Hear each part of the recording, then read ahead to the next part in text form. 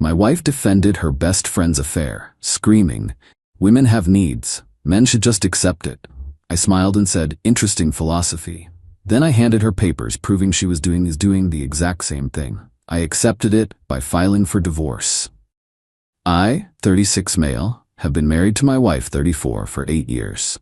Things were solid until her best friend started having an affair about 6 months ago. My wife's best friend started sleeping with a coworker while married. Her husband found out, lost his mind, and now they're getting divorced. Pretty standard affair fallout. What's not standard is my wife's reaction. We were having dinner last Tuesday when she brought it up. Again, she'd been defending her friend non-stop since the affair came out. Her husband is being such a baby about this, my wife said, stabbing her salad. She made one mistake. One mistake that lasted 6 months, I said. You don't understand. She was lonely. He works all the time. She has needs. I put my fork down. So cheating is justified if you're lonely? I'm saying women have emotional and physical needs. If men can't meet those needs, they shouldn't be surprised when women look elsewhere. That's insane. If you're unhappy, you communicate. You work on it. You don't cheat. She rolled her eyes. That's such typical male thinking. Women are complex. We need attention, affection, passion. If we're not getting it at home, then you end the relationship first. You don't cheat. God, you're so judgmental. This is why she didn't tell her husband she was unhappy, because men make everything about their egos instead of trying to understand. I stared at her. The passion in her voice was weird, too personal. Like she wasn't just defending her friend. You really think cheating is acceptable? I asked. I think people make mistakes. I think marriages are complicated. I think men need to accept that women have needs and stop acting like victims. Something clicked. The late nights at book club. The new gym membership she never talked about. The phone she started taking into the bathroom. I smiled. Interesting philosophy. She looked satisfied, like she'd won the argument. Went back to her salad. I excused myself, went to my home office, and made a call. I'd been putting it off because I didn't want to be that guy, the paranoid husband who hires a PI. But her speech just made the decision easy. The PI could start Monday. Update 1. 2 weeks later. The PI needed 6 days. 6 days to confirm what I already knew in my gut.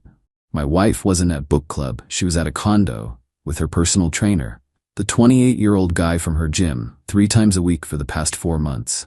The PI got photos, timestamps, everything. Even got video of them kissing in the parking garage. I sat in my office looking at the evidence. Should have felt devastated. Mostly felt vindicated. And pissed. Really, really pissed. But I didn't confront her immediately. I called a divorce lawyer first. Top-rated guy, expensive but worth it. Explained the situation. He loved it. Adultery, evidence, her own words defending infidelity. This is good for you. Not great. You'll still lose assets. It's a no-fault state, but her credibility is shot. Filed the papers. Cost me $450. Lawyer said it'd take a few days to process. Meanwhile, my wife kept defending her friend. Loudly. At dinner, on the phone, to anyone who'd listen. Thursday night, we're at her parents' house for dinner. Her friend's divorce came up again. I just think he's being unreasonable, my wife said. She apologized. She wants to work on things, but he's too stubborn. Her dad shook his head. Cheating is a deal-breaker, sweetheart. You break that trust, it's done. That's so old-fashioned. People make mistakes. Women have needs that... I've heard this speech, I interrupted, about women's needs and how men should just accept it. She glared at me. Because it's true. Interesting. I pulled out my phone, opened the folder, showed her dad the first photo. My wife and her trainer kissing against his car. Her dad's face went red. Her mom gasped. What is that? My wife demanded. Proof that you practice what you preach. I swiped to the next photo. Them entering his building. 4 months of practicing, actually. She grabbed for my phone. I pulled it back. I have copies, and I have more. Lots more.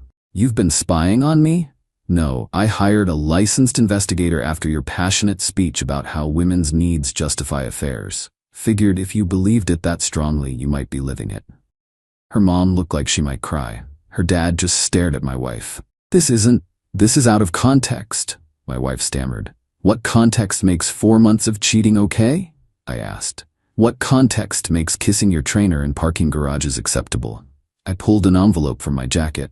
But don't worry, I took your advice. I accepted it. These are divorce papers. I'm filing Monday. Set the envelope on the table, stood up. Thanks for dinner. See you in court. I walked out, got in my car, drove home. She came home 2 hours later. I was in the garage working on my project, a 1972 motorcycle I'd been restoring for 3 years. Every spare weekend, every spare dollar. Almost done. She burst into the garage. We need to talk. Lawyer said all communication goes through him now. You can't just divorce me. Already filed. You'll be served Monday. This is insane. You're overreacting. I kept working on the bike, adjusting the carburetor. You said men should accept it. I accepted it by leaving. I made a mistake. For 4 months, it didn't mean anything. Then you won't mind the divorce. She tried a different angle. Tears. Please. I love you. We can work through this. Like your friend wanted to work through it with her husband? Oh wait, you said he was being a baby about it. That's different. Silence. Get out of the garage, I said. This is my space. She left, slammed the door. I heard her on the phone immediately, probably calling her friend or her mom. I went back to the motorcycle. 3 years of work. Custom paint, rebuilt engine, original parts I'd hunted down. Worth about $18,000 now. Maybe more. Had a feeling that bike was going to become an issue. Update 2, 3 weeks later. Got served with her counterfiling. She wants the house, purchased during marriage, worth $420K, we owe $190K. Her car, 2021 SUV, payments in both names, half my 401K, half my pension, spousal support for 3 years. And my motorcycle. The motorcycle one made me laugh. She's never cared about that bike, called it my midlife crisis project. Now suddenly it's marital property she has emotional attachment to. My lawyer wasn't worried. She can ask for anything. Won't get it all. The bike's tricky. You built it during the marriage, so technically it's marital property, but we'll fight it. Her lawyer sent a list of my failings as a husband. Worked too much. I work 40 hours a week. Didn't prioritize her emotional needs. Translation, didn't read her mind. Spent too much time on hobbies. The motorcycle. Made her feel neglected, so she cheated? My lawyer sent back the PI report. All of it. Photos, timestamps, video, plus a copy of her speech to her parents about women's needs justifying affairs. Her lawyer got real quiet after that. But my wife, she escalated, started calling my family, told them I was controlling and emotionally abusive. Said I isolated her. Said the PI was me stalking her. My brother called me. Dude, what's going on? She's saying you're losing it. She cheated for 4 months. I have proof. She's trying to flip the script. Yeah, that tracks. She always was dramatic. Want me to talk? I'll call her. Called my mom. She'd heard my wife's version. She says you won't even discuss counseling. Mom, she cheated on me. For 4 months, with her personal trainer. I have photos. Oh. Long pause. Oh my. She's been defending her friend's affair for weeks. Turns out she was projecting. I'm sorry, honey. What do you need? Nothing. Just wanted you to know the truth before she poisons the well. My wife tried the same thing with mutual friends, posted vague stuff online about learning who your real friends are and surviving emotional abuse. Half our friends bought it, half asked me what really happened. I sent the cliff notes. She cheated, I filed, she's playing victim, lost some friends, kept the ones that mattered. Then came the really dirty trick. 2 weeks after being served, she filed for a restraining order. Claimed I was threatening and unstable and she feared for her safety. Based on what? Me being in my own garage when she came home. Me not engaging when she tried to argue. Me leaving her parents' house instead of fighting. The hearing was quick. Judge read her petition, read my lawyer's response with the PI evidence. Ma'am, do you have any evidence of threats or violence? He's been cold and distant. That's not threatening behavior. That's someone processing a divorce. Do you have evidence of actual threats? He hired someone to follow me, a licensed private investigator, to document suspected infidelity, which was confirmed. That's not illegal. Do you have evidence of threats? She didn't. Request denied. Her lawyer looked embarrassed. My lawyer looked smug. Outside the courthouse, she tried to approach me. My lawyer stepped between us. All communication through counsel. This is ridiculous, she yelled. I made a mistake. I apologized. You made a choice, I said. 4 months of choices. Live with it. Her best friend? the one whose affair started this whole thing, showed up. Started screaming at me in the parking lot. You're destroying her over one mistake? You men are all the same? Can't handle that, women have needs. Security escorted them both away. The irony was beautiful. Final update, 4 months later. Divorce finalized last week. Here's how it shook out. The house, she got it. I moved out 2 months ago.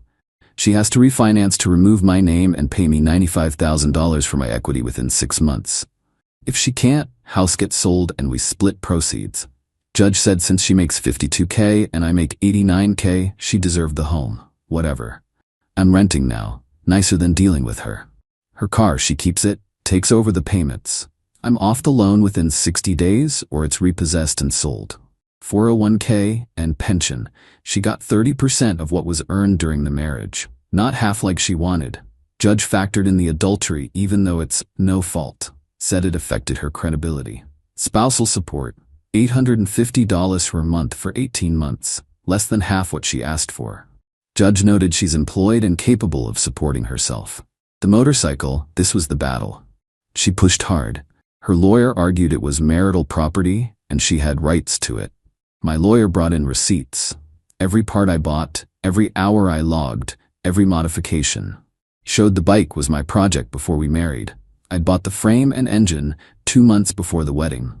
Only the restoration happened during marriage. Judge ruled, the bike stays mine. She gets nothing from it.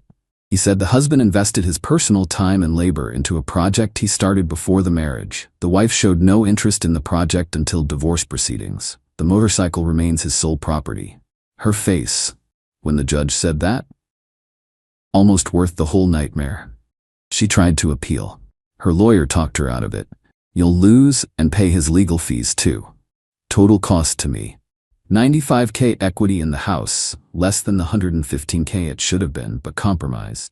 $15,300 in spousal support over 18 months. 30% of marital 401K contributions, about $38K. $12,000 in legal fees. Could have been worse. Could have been better.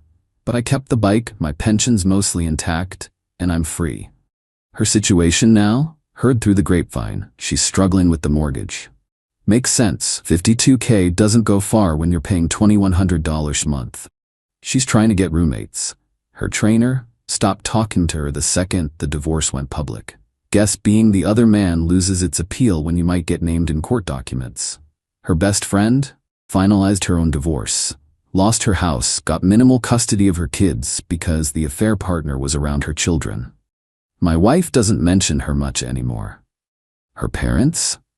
Her dad's not speaking to her. Her mom calls occasionally, but their relationship is strained. Turns out parents don't love when you cheat on your spouse and then try to play victim. She's been dating, saw on social media she's with some guy. Good for her, I guess. Not my problem. Me? I'm okay.